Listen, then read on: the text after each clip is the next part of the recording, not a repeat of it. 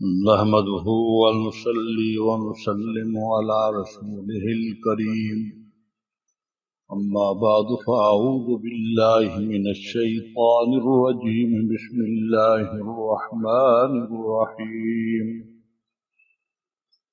إنا أنزلناه في ليلة القدر وما أدراك ما ليلة القدر ليلة القدر خير من 1000 شهر تنزل الملائكة والروح فيها بإذن ربهم من كل أمر سلام هي حتى مطلع الفجر إن الله وملائكته يصلون على النبي يا أيها الذين آمنوا صلوا عليه وسلموا تسليما اللهم صل على محمد وعلى آل محمد.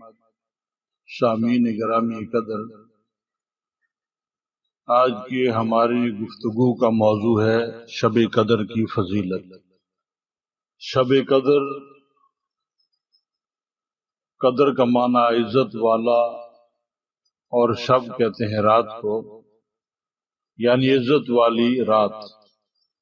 اور محاورہ میں رمضان شریف کی آخری عشرہ میں 5 طاق راتوں میں سے ایک رات کو شب قدر کہتے ہیں، لیلۃ القدر کہتے ہیں، جس میں عبادت کرنا 1000 مہینوں کی عبادت سے بہتر ہے. اس کی بزرگی کے بارے میں اللہ رب العزت نے قرآن مجید میں ارشاد فرمایا ہے، بے شک ہم نے اس قرآن کو شب قدر میں نازل فرمایا.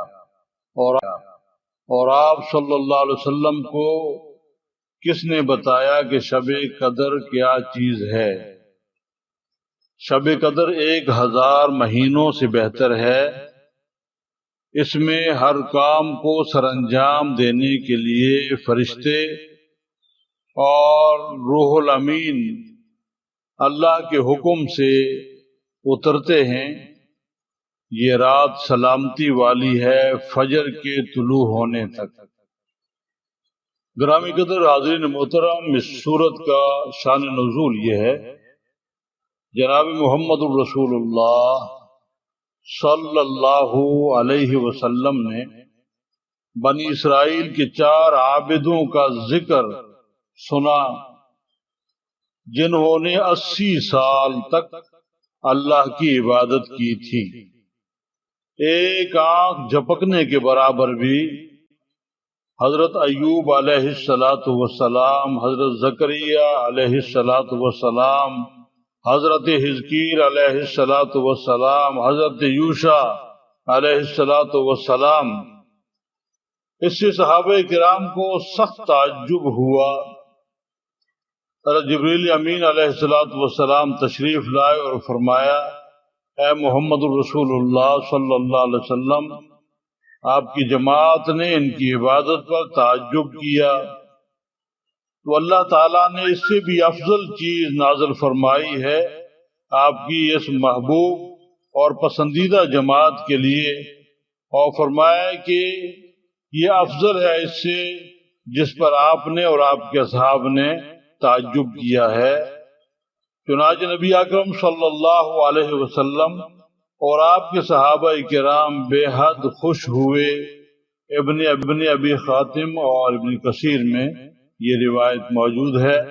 حضرت مجاہد رحمت اللہ علیہ اس کا یہ مطلب بیان کرتے ہیں کہ اس رات کا نیک عمل، اس کی نماز 1000 مہینوں کی نماز روزے سے بہتر ہے جن میں لیلۃ القدر نہ ہو.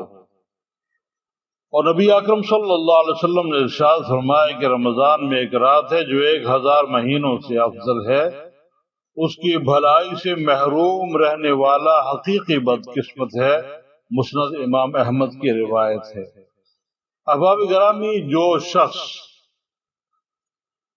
مغرب کی نماز ادا کرنے والا ہے، عشاء کی نماز پڑھنے والا ہے، رات کو تہجد کا اہتمام اور ذکر و اذکار کرنے والا ہے رمضان المبارک کے مہینوں میں، وہ خوش نصیب شخص ہے.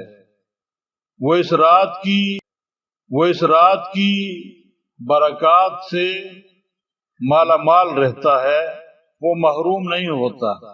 محروم وہی لوگ ہوتے ہیں جو اس رات کو عبادت کرتے ہی نہیں، جو مسجد کی راہ لیتے ہی نہیں، جو جائے نماز کی طرف دیکھتے ہی نہیں مڑ کر، جو اللہ کا ذکر، اللہ کی یاد کو بھولے ہوئے ہیں، وہ لوگ محروم ہوتے ہیں۔ نبی اکرم صلی اللہ علیہ وسلم کا ارشاد گرامی ہے، من قام لیلۃ القدر ایمانا و احتسابا غفر له ما تقدم من ذنبه، بخاری شریف کی روایت ہے۔ فرمایا جو شب قدر میں قیام ایمانداری، نیک نیتی اور اخلاص سے کرے، اس کی اگلے سارے گناہ معاف ہو جائیں گے۔ تھوڑی بات اور مہینوں کی عبادت کے برابر ایک رات کی عبادت ہے۔ تو خوش نصیب ہوتے ہیں وہ لوگ جو اس رات کی قدر کرنے والے ہیں۔ اس رات میں فرشتے اترتے ہیں اور مومن مردوں اور عورتوں کے لیے دعائیں کرتے ہیں۔ رسول اللہ صلی اللہ علیہ وسلم نے ارشاد فرمایا، جب شب قدر ہوتی ہے تو جبریل امین علیہ السلام کو حکم دیا جاتا ہے کہ وہ فرشتوں کی جماعت کو ساتھ لے کر زمین پر اتریں۔ چنانچہ وہ اترتے ہیں اور ان کے ساتھ سبز جھنڈا ہوتا ہے جس کو بیت اللہ شریف کی چھت پر نصب کر دیتے ہیں، اور حضرت جبریل امین علیہ السلام کے 600 بازو ہیں۔ ان میں سے 2 پر ایسے ہیں جن کو صرف شب قدر میں پھیلاتے ہیں، جو مشرق سے مغرب تک پھیل جاتے ہیں، اور سب فرشتوں کو اسی رات میں تیار کرتے ہیں، جو اس رات کے ہر ایک نمازی اور عبادت کرنے والوں اور ذکر الہی کرنے والوں اور قرآن کی تلاوت کرنے والوں سے سلام و مصافحہ کرتے ہیں، اور ان کی دعاؤں میں آ کر شامل ہوتے ہیں اور ان کی دعاؤں پر آمین کہتے ہیں۔ کوئی بھی لیلۃ القدر کی رات کو دعا کرنے والا شخص ایسا نہیں ہوتا جس کی دعا پہ فرشتے آمین نہ کہتے ہوں، اور فرشتے آمین کہہ دیں تو کیسے ہو سکتا ہے کہ وہ دعا قبول نہ ہو؟ صبح و صادق تک فرشتے رہتے ہیں۔ صبح ہونے کے بعد حضرت جبریل علیہ السلام سب کو کوچ کرنے کا حکم دیتے ہیں کہ چلو تو یہ فرشتے ان سے دریافت کرتے ہیں کہ اللہ تعالیٰ نے امت محمدیہ کے ساتھ کیا سلوک کیا، کیا برتاؤ کیا۔ حضرت جبریل علیہ السلام فرماتے ہیں اللہ تعالیٰ نے سب کو نظر رحمت سے دیکھ کر اسی رات میں معاف کر دیا، سوائے 4 بدنصیب لوگوں کے۔ اصحاب رسول، محبوبان رسول صلی اللہ علیہ وسلم نے پوچھا کہ اللہ کے رسول وہ 4 لوگ کون ہیں؟ آپ صلی اللہ علیہ وسلم نے فرمایا کہ مدمن الخمر، جو شراب پینے والا ہے، اور دوسرا والدین کی نافرمانی کرنے والا، اور یہ والدین کی نافرمانی کا عنصر آج ہمارے معاشرے کو یہ فرید کھا گیا ہوا ہے۔ بیوی کے ہم وفادار ہیں، وفا شعار ہیں، خدمتگار ہیں، لیکن والدین کے لیے ہمارے دلوں میں نفرت ہے، بغض ہے، گستاخی والا طور طریق ہم اپنے والدین کے ساتھ برت رہے ہوتے ہیں۔ اور تیسرا رشتہ توڑنے والا، جو رشتہ داروں کے ساتھ بدسلوکی کرتا ہے، جو ان کو گھٹیا اور کمتر سمجھ کر ان سے ہاتھ ملانا، ان کے پاس آنا جانا، ان کے ساتھ ہمدردی والا معاملہ رکھنا، اس سے دور رہنے والا ہے۔ اور چوتھا شخص کینہ رکھنے والا، جو دوسرے کے لیے کھوٹ، کینہ اور بغض اپنے دل میں رکھتا ہے۔ بہقی شریف میں یہ روایت موجود ہے۔ اس مقدس رات کو غنیمت سمجھ کر تمام مسلمان بہن بھائیوں کو چاہیے کہ نیک نیتی اور خشوع اور خضوع کے ساتھ عبادت الہی کریں، قرآن مجید کی تلاوت، تسبیح و تحلیل، تکبیر، توبہ استغفار میں رات بھر مشغول رہیں۔ رسول اللہ صلی اللہ علیہ وسلم آخر عشرہ کے اندر عبادت کرنے میں اتنی کوشش کرتے تھے کہ اور دنوں میں اتنی کوشش نہیں فرمایا کرتے تھے۔ چنانچہ مسلم شریف کی روایت ہے، اما عائشہ صدیقہ بنت صدیق عفیفہ کائنات فرماتی ہیں رسول اللہ صلی اللہ علیہ وسلم جب آخر عشرہ آ جاتا تو آپ کمر بستہ ہو کر شب بیداری کرنے اور اپنے گھر والوں کو بھی اس کام کے لیے جگاتے تھے۔ اما عائشہ صدیقہ رضی اللہ تعالیٰ عنہ فرماتی ہیں کہ میں نے رسول اللہ صلی اللہ علیہ وسلم سے پوچھا اگر میں شب قدر کو پالوں تو اللہ تعالیٰ سے کیا دعا کروں؟ تو آپ صلی اللہ علیہ وسلم نے فرمایا تم اس دعا کو پڑھا کرو، اللہم انکا عفو تحب العفو فاعف عنی،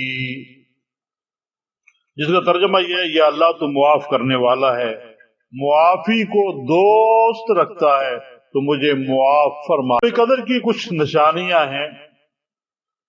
اس رات میں سکون ہوتا ہے، بڑی پرسکون سی جو ہے فضا ہوتی ہے اس رات کو، کوئی ٹینشن، کوئی ذہن پہ بوجھ انسان کا نہیں ہوتا، نہ زیادہ گرمی ہوتی ہے نہ زیادہ سردی ہوتی ہے۔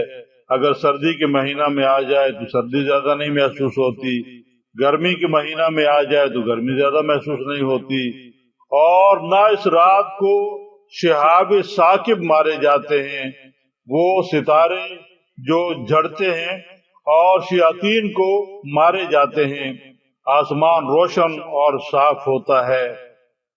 اس کی صبح کو سورج کی شعائیں ہلکی ہوتی ہیں، اور بعض روایات میں ہے کہ اس رات کو کتے نہیں بھونکتے۔ یہ جو ہمارے ہاں مشہور ہے کہ یہ درختوں نے سجدہ کر لیا تھا جی، دیواروں نے سجدہ کر لیا تھا جی، اور جی سجدہ کر لیا تھا جی، اور جی روشنی تھی اور یوں چمک رہی تھی اور یوں جو ہے وہ شعلے چل رہے تھے، یہ ساری باتیں ہیں جو ملنگ لوگوں نے بنائی ہوئی ہیں۔ احادیث رسول صلی اللہ علیہ وسلم میں ان چیزوں کا کوئی ثبوت نہیں ہے، جعلی پیروں کے یہ بنائے ہوئے بکھیڑے ہیں، لوگوں کو گمراہ کرنے کے لیے انہوں نے اس طرح کی چیزیں رواج دی ہوئی ہیں۔ شب عید رمضان مبارک کا آخری جو جشن ہے اور رمضان مبارک کی آخری جو عبادت کی گھڑیاں ہیں ان میں شب عید بھی آتی ہے۔ نبی اکرم صلی اللہ علیہ وسلم نے شب عید کی بڑی فضیلت بیان فرمائی ہے، چاہے وہ عید الفطر کی شب ہو چاہے عید الاضحیٰ کی شب ہو۔ فرمایا آپ صلی اللہ علیہ وسلم نے جو عید کی رات کو جاگ کر عبادت کرے وہ جنت میں داخل ہوگا اور قیامت کے دن اس کا دل زندہ رہے گا۔ رسول اللہ صلی اللہ علیہ وسلم نے ارشاد فرمایا جو شخص دونوں عیدوں کی رات کو شب بیداری کرے گا نیک نیتی اور اخلاص سے تو اس کا دل نہیں مرے گا، جس دن اوروں کے دل مردہ ہو جائیں گے۔ ابن ماجہ شریف کی روایت تھی۔ اسی طرح آپ صلی اللہ علیہ وسلم کا ارشاد گرامی ہے جو ان 5 راتوں کو جاگے گا اس کے لیے جنت واجب ہو جائے گی۔